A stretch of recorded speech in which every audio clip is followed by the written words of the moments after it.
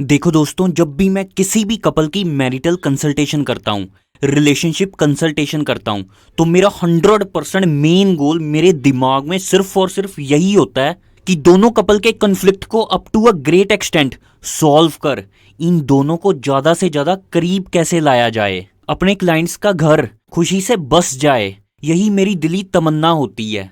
Divorce तक बात पहुंचे ये तो मैं कभी भी नहीं चाहता। Divorce is like death. But in सभी बातों को मद्देनजर रखते हुए कुछ ऐसे केसेस मैंने फिगर आउट किए हैं जहां पर मेरी अंतरात्मा ये नहीं बोलती सामने बैठे कपल्स को कि तुम लोग साथ रहो एंड प्यार से रिश्ता निभाओ। ये कुछ केसेस हैं जहां पर final destination of a marriage सिर्फ और सिर्फ डाइवोर्स एंड सेपरेशन ही है।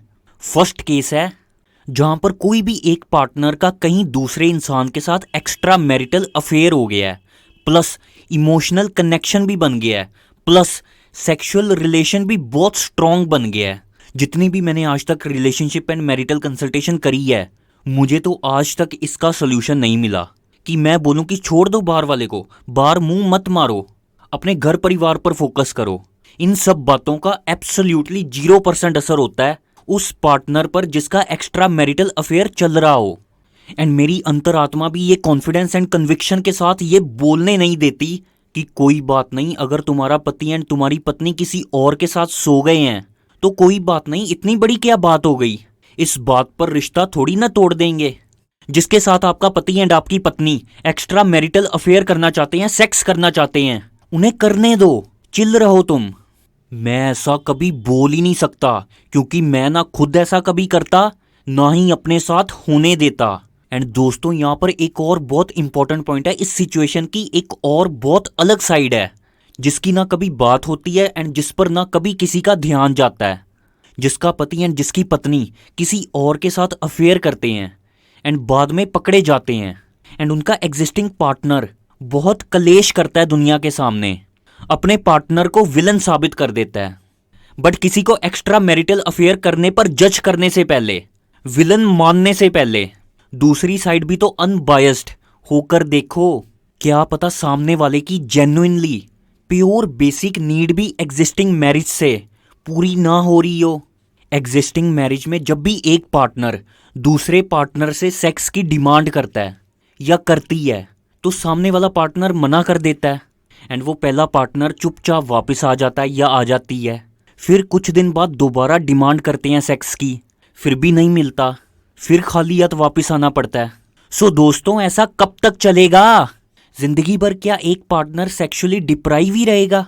जैसा कि मैंने पहले भी एक वीडियो में बोला था कि sex in a romantic relationship कोई डिजायर या फैंटेसी नहीं है, ये एक प्योर बॉडी की बेसिक नीड है जिसका सक्सेसफुली पूरा होना हद से ज़्यादा इंपॉर्टेंट है एक सक्सेसफुल मैरिज के लिए।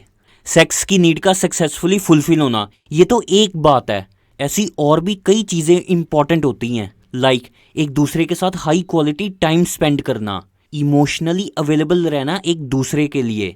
किसी भी तरह की कोई भी प्रॉब्लम आए एक पार्टनर की लाइफ में तो दूसरा पार्टनर उसको जज करने की जगह, ब्लेम करने की जगह उसको डीपली लिसन करे एंड उसके बाद अपनी तरफ से जो भी बन पाता है सॉल्यूशन प्रोवाइड करे।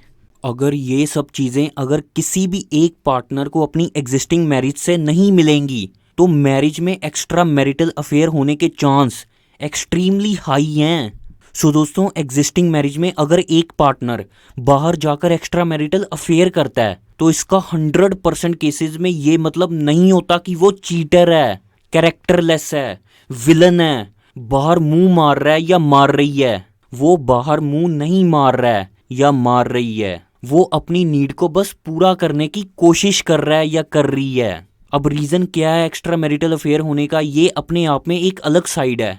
बट दूसरी साइड ये है कि शादी तो सक्सेसफुली आगे नहीं चल सकती चाहे जो मर्जी कर लो। यहाँ पर ये वाला काउंटर आर्ग्यूमेंट भी नहीं दे सकते कि एक पति अपना अलग से अफेयर कर लेता है एंड पत्नी अपना अलग से कर लेती है, बट एग्जिस्टिंग मैरिज तोड़ते नहीं हैं, चलते रहने देते हैं जैसे भी चल रही है। इस पर मेरा पॉइंट है कि ऐसा कभी भी सक्सेसफुली नहीं हो सकता। ऐसा करने पर दोनों के ऑरा का लॉस है, सेल्फ रिस्पेक्ट का लॉस है, सेल्फ एस्टीम तो डेड हो जानी है दोनों की ये वाली चीज को इम्प्लीमेंट करते। अरे जहां पर एक्स्ट्रा मैरिटल अफेयर हो गया है किसी एक का भी, वहां पर मैरिज डेड हो गई है। अब मान लो इस बात को, कोई सोल्यूशन नहीं है इस सिचुएशन का, डाइवोर्स की तरफ ही जाएगा मामला। नाउ अब चलते हैं सेकंड पॉइंट पर, जहां पर डाइवोर्स दे देना चाहिए। एंड दोस्तों, जब भी मैं बोल रहा हूं ना डाइवोर्स दे देना चाहिए, ये मैं बहुत तकलीफ के साथ बोल रहा हूं, दिल पर पत्थर रखकर बोल रहा हूं, क्योंकि मैं मैरिज का रिश्ता टूटने के सख्त खिलाफ हूं। एंड इंस्टीट्यूशन ऑफ मैरिज में मेरा एक्सट्रीम लेवल पर स्ट्रॉन्ग बिलीफ है। बट इसके बावजूद भी ये हमारे जीवन का एंड हमारे समाज का दुर्भाग्य है कि कुछ ऐसी सिचुएशंस एग्जिस्ट करती हैं जहां पर डाइवोर्स का होना ही सही होता है। सो अगला पॉइंट है, देखो दोस्तों, पति पत्नी के रिश्ते में झगड़े होते हैं, जो कि एक बहुत ही ज़्यादा मतलब एक्सट्रीम लेवल पर नॉर्मल बात है, जिसके बारे में कपल्स को कोई भी बात ही नहीं करनी चाहिए। छोटी मोटी बात समझकर कॉन्फ्लिक्ट्स को भूल जाना चाहिए। बट अगर ये लड़ाइयाँ, ये मेंटल कॉन्फ्लिक्ट्स फिजिकल अब्यूज में तब्दील हो जाएं एंड दोनों एक दूसरे को थप्पड़ लात घूंसे मारने शुरू कर दें, मतलब फिजिकल अब्यूज इस हद तक चला गया है कि दोनों या दोनों में से एक सामने वाले को फिजिकली मार रहा है एंड सामने वाले का खून निकल गया है, तो अब आप मुझे बताओ कि ये कोई मैरिज है? सक्सेसफुल मैरिज ऐसी ही होती है? अगर इस केस में दोनों मैरिड कपल को एक दूसरे से दूर नहीं किया तो बात इतनी ज्यादा बढ़ जानी है दोनों में आने वाले टाइम में कि दोनों ने एक दूसरे का कत्ल कर देना है।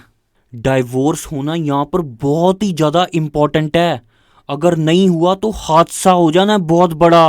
अब तक 2 केसेस मैंने बताए जहां पर डाइवोर्स 100% हो जाना चाहिए।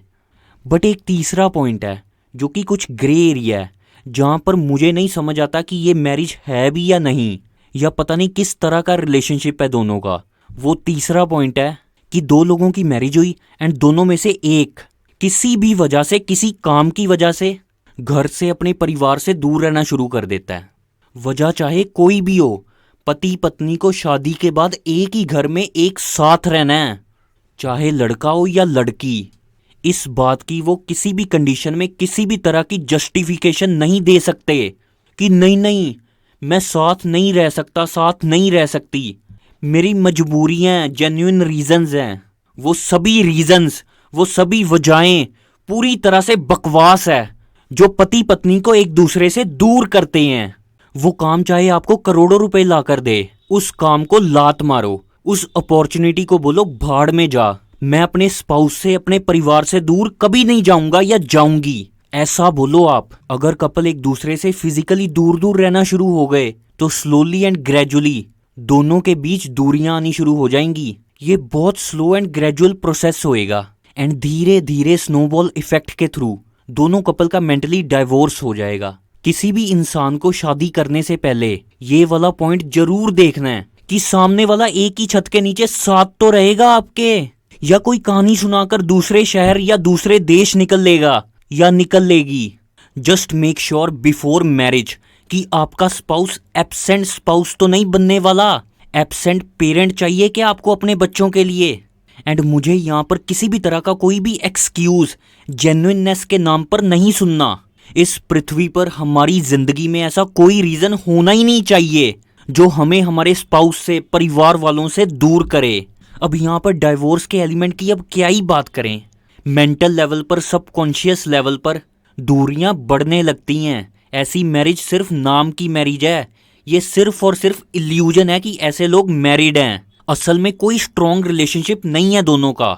सो कपल्स, कभी भी कोई भी किसी भी तरह की कोई फाइनेंशियल अपॉर्चुनिटी आए जो आपको आपके परिवार से, स्पाउस एंड बच्चों से काफी लंबे समय तक दूर कर दे, उस अपॉर्चुनिटी को तुरंत, मतलब तुरंत ना बोल दो। सो दोस्तों, इस वीडियो में मैंने 3 पॉइंट्स बताए डाइवोर्स से रिलेटेड। पहले 2 पॉइंट्स में तो डाइवोर्स होकर ही रहेगा, बट तीसरे पॉइंट में डाइवोर्स तो नहीं फाइनली कह सकते, लेकिन एक स्ट्रॉन्ग पति पत्नी का रिलेशनशिप भी नहीं बोल सकते इस केस में।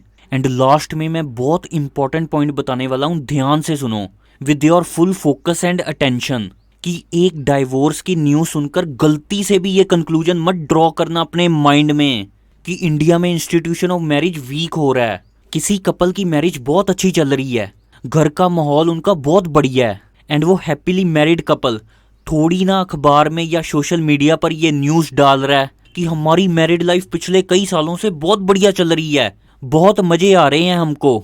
ये खबर तो आप तक पहुंची नहीं एंड डाइवोर्स की खबर पहुंच गई एंड आपने कंक्लूजन ड्रॉ कर लिया कि इंस्टीट्यूशन ऑफ मैरिज वीक हो रहा है। मैं इंडिया का one of the best and greatest relationship consultant हूँ एंड मैं पूरी जिम्मेदारी के साथ ये कह रहा हूँ कि इंडिया में हजारों नहीं, लाखों नहीं, करोड़ों कपल्स हैं जो एक दूसरे के ऊपर जान वारते हैं अपनी, एक दूसरे के सुख दुख में स्ट्रोंगली साथ खड़े हैं एंड इन्हीं कपल्स की वजह से मैरिज एज एन इंस्टीट्यूशन का गौरव, उसकी इज्जत शिखर पर ही रहेगी हिंदुस्तान में। सो टू ऑल द व्यूअर्स, अगर आपको मेरी पर्सनलाइज्ड 1-on-1 कंसल्टेशन चाहिए रिगार्डिंग रिलेशनशिप एंड मैरिज तो आप मुझसे कांटेक्ट कर सकते हैं। एंड अगर कोई पार्टनर आपने ढूंढ लिया है तो प्री मैरिटल कंसल्टेशन तो 100% लो मेरे से। Pre marital consultation is very very important now days. And हाँ दोस्तों, डाइवोर्स के और भी कई कारण हो सकते हैं, बट ये वो वाले कारण है जहाँ पर डाइवोर्स हुआ आपका तो आपको दुख तो 100% होगा, आने वाले कई सालों तक होगा, बट गिल्ट एब्सोल्युटली 0% होगा कि यार डाइवोर्स देकर गलती कर दी मैंने, ऐसा नहीं करना चाहिए था मुझे। So viewers, thanks for listening, see you in the next video.